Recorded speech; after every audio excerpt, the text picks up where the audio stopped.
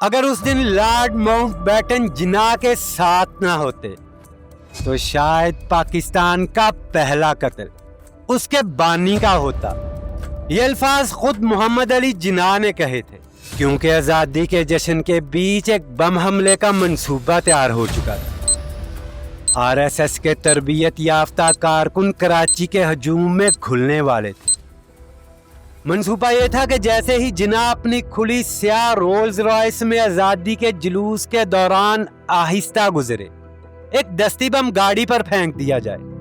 لیکن اتفاق دیکھیے، اسی دن لارڈ ماؤنٹ بیٹن اور ان کی اہلیہ جناح کے ساتھ کار میں موجود تھی، اور شاید انہی کی موجودگی نے اس حملے کو روکے رکھا، کم از کم اس دن کے لیے۔ مگر صرف چند دن بعد کراچی کی شکارپور کالونی میں ایک زوردار دھماکہ ہوا، رائے بہادر طوطا رام کے خالی بنگلے میں۔ پہلے تو لگا جیسے یہ کوئی حادثہ ہے، لیکن تفتیش نے سب کچھ بدل دیا۔ یہ کوئی عام دھماکہ نہیں تھا، یہ اسی نیٹ ورک کا حصہ تھا جو جناح کے قتل کی سازش رچ رہا تھا۔ دوستو، یہ کہانی ہے پاکستان کے پہلے خفیہ حملے کی، جو اگر کامیاب ہو جاتا تو شاید تاریخ وہ نہ ہوتی جو آج ہم جانتے ہیں۔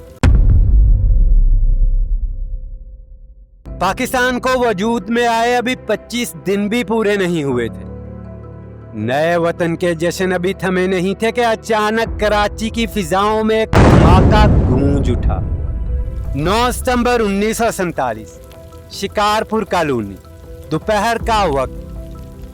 رائے بہادر طوطا رام کے خالی بنگلے سے اچانک ایک زوردار دھماکے کی آواز سنائی دی۔ دھوئیں کا بادل آسمان کو چھونے لگا، شیشے چکناچور ہوئے اور لوگ گھبرا کر سڑکوں پر نکل آئے۔ گھر کی چھت اڑ چکی تھی۔ پولیس پہنچی تو منظر ناقابل یقین تھا۔ ایک نوجوان موقع پر ہی ہلاک ہو گیا، دوسرا شدید زخمی جو ہاسپٹل پہنچ کر دم توڑ گیا۔ پہلے تو لوگوں نے سمجھا شاید گیس کا حادثہ ہے، مگر تفتیش نے ایک ایسا دروازہ کھولا جس کے پیچھے پاکستان کی پہلی خفیہ سازش چھپی تھی۔ ملبے سے جو کچھ ملا وہ محض بارود یا ڈیٹونیٹرز نہیں تھے، وہاں پستول، تلواریں، سلفیورک ایسڈ، پوٹاشیم اور بجلی کے کوئل۔ مگر سب سے چونکا دینے والی چیز تھی آر ایس ایس کا لٹریچر۔ 5 دن کی تفتیش میں انکشاف ہوا کہ اس گھر میں کچھ نوجوان کئی روز سے دیسی ساختہ بم تیار کر رہے تھے، اور یہ سب ایک زیر زمین نیٹ ورک کا حصہ تھے۔ ایسا نیٹ ورک جو کہ ہمیں پاکستان کے فوراً بعد بھی کراچی میں سرگرم تھا۔ سندھ پولیس کی رپورٹ کے مطابق آر ایس ایس کے 30 کارکنان گرفتار کیے گئے۔ ان کے قبضے سے جو نقشے ہدایات اور خفیہ نوٹس ملے، ان میں ایک جملہ بار بار لکھا تھا: جناح مسٹ فال۔ یہ وہ لمحہ تھا جب آزادی کے جشن سے نکل کر پاکستان حقیقت کی دنیا میں داخل ہوا، کیونکہ اب دشمن سرحد کے اس پار نہیں تھا، وہ اندر گھس چکا تھا۔ تفتیش کے دوران ایک ہی نام بار بار ابھرا: نند بادلانی۔ صرف 22 سال کی عمر، باہر سے انجینئرنگ کا اسٹوڈنٹ، اندر سے آر ایس ایس کے خفیہ نیٹ ورک کا مرکزی چہرہ تھا، اور اس سے بھی بڑھ کر وہ آر ایس ایس کے سربراہ MS گوالکر عرف گرو جی کا قریبی ساتھی تھا۔ نند کا تعلق ایک بااثر خاندان سے تھا، باپ ریٹائرڈ فاریسٹ آفیسر، بھائی ڈپٹی کلیکٹر، اور خود سادہ طالب علم کی آڑ میں ایک شدت پسند کارکن۔ نندیتا بھوانی اپنی کتاب دا میکنگ آف ایگزائل میں لکھتی ہیں کہ جب رائے بہادر طوطا رام اپنے خاندان کے ساتھ عارضی طور پر بھارت گئے تو انہوں نے اپنے بنگلے کی نگرانی نند بادلانی کے سپرد کر دی۔ انہیں اندازہ بھی نہیں تھا کہ یہی مکان اب آر ایس ایس کا خفیہ بم ساز مرکز بن چکا ہے۔ نند پچھلے 7 برس سے آر ایس ایس کا کارکن تھا، اور تنظیم کے سربراہ MS گوالکر جب بھی کراچی کے دورے پر آتے تو ہمیشہ بادلانی کے اسی گھر میں قیام کرتے، یعنی وہی گھر جہاں 9 ستمبر کے روز دھماکہ ہوا۔ در حقیقت پاکستان کے دارالحکومت میں آر ایس ایس کا خفیہ ہیڈ کوارٹر بن چکا تھا۔ پولیس کو جو دستاویزات ملی ان میں سیوک سنگھ نام سے ایک ذیلی تنظیم کا ذکر تھا، ایک ایسی تنظیم جس کا مقصد واضح لکھا تھا: پاکستان میں انتشار، خوف اور قیادت کا خاتمہ۔ تفتیش نے یہ بھی واضح کیا کہ یہ صرف کراچی کا ایک واقعہ نہیں تھا، بلکہ ایک ایسے منصوبے کی کڑی تھی جو آزادی سے پہلے ہی تیار ہو چکا تھا۔ یہ سازش دراصل اس وقت شروع ہوئی جب RSS اور اکالی دل نے مل کر ایک خفیہ منصوبہ بنایا کہ محمد علی جناح کو آزادی سے پہلے ہی ختم کر دیا جائے۔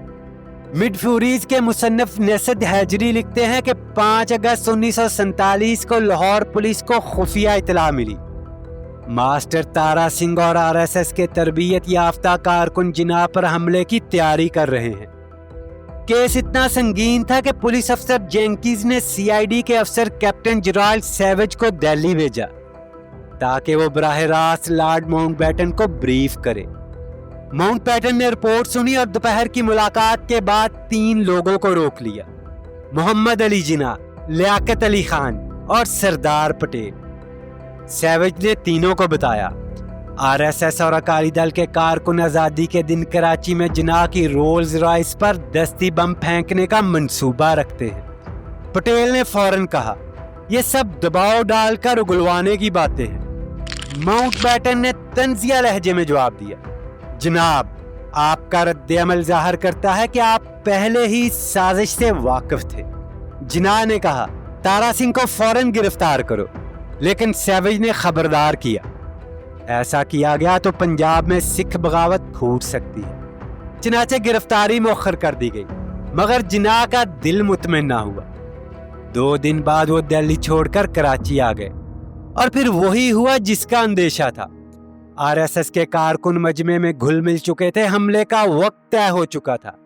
گاڑی تقریباً 3 میل کا فاصلہ 30 منٹ میں آہستگی سے طے کر رہی تھی، مگر قدرت نے ایک اور فیصلہ لکھ رکھا تھا۔ لارڈ ماؤنٹ بیٹن اور ان کی اہلیہ کی غیر متوقع موجودگی نے سب بدل دیا۔ سیکیورٹی سخت ہوئی، راستہ محدود ہوا، اور حملہ چند لمحوں کے فرق سے ناکام ہو گیا۔ چند ہی دن بعد کراچی کے شکارپور کالونی میں وہی دھماکہ ہوا جس نے اس نیٹ ورک کو بے نقاب کر دیا۔ رائے بہادر توتارام کا خالی بنگلہ، نند بادلانی اور وہی سیوک سنگھ کے کارکن جن کی فائلوں میں لکھا تھا: جناح مسٹ فال۔ اسی دوران ایک اور نام بھی سامنے آیا: لال کرشن اڈوانی۔ اس وقت وہ کراچی میں RSS کے رکن تھے، وہی اڈوانی جو بعد میں BJP کا بانی، صدر اور بھارت کا نائب وزیر اعظم بنا۔ مقامی پریس نے جب ان پر الزام تراشی شروع کی تو تنظیم نے انہیں کراچی چھوڑنے کا حکم دیا۔ وہ خاموشی سے جہاز کے ذریعے بھارت روانہ ہو گئے۔ ادھر پولیس نے نند بادلانی کو اس نیٹ ورک کا ماسٹر مائنڈ، جبکہ خان چند گوپال داس، RSS کراچی صدر، اس گینگ کا نگران بتایا گیا۔ 39 مزید افراد گرفتار ہوئے۔ تفتیش میں انکشاف ہوا کہ یہی نیٹ ورک کراچی اور سکھر میں ہونے والی ڈکیتیوں اور قتل میں بھی ملوث تھا۔ مقدمہ خصوصی ٹریبیونل میں چلا اور فیصلہ آیا۔ نند بادلانی اور خان چند گوپال داس کو عمر قید اور 50,000 روپے جرمانے کی سزا دی گئی، جبکہ دیگر ملزمان کو 10 سال قید اور 1,000 روپے جرمانے کی سزائیں سنائی گئی۔ دوستو، یہ کہانی صرف ایک دھماکے، ایک سازش یا ایک مقدمے کی نہیں، یہ اس نفرت کے بیج کی داستان ہے جو آزادی سے پہلے بویا گیا اور آج تک اس خطے کے ضمیر میں زہریلی جڑوں کی طرح پھیلا ہوا۔ جناح اس دن بچ گئے تھے، لیکن سوال آج بھی زندہ ہے: کیا پاکستان اس سوچ سے کبھی بچ پایا جو اس کے بانی کے قتل سے اپنے نظریے کی ابتدا کرنا چاہتی؟ دوستو، آپ کو آج کی ہماری ویڈیو پسند آئی ہو تو لائک کریں، دوستوں کے ساتھ شیئر کریں اور چینل کو سبسکرائب کرنا مت بھولیں۔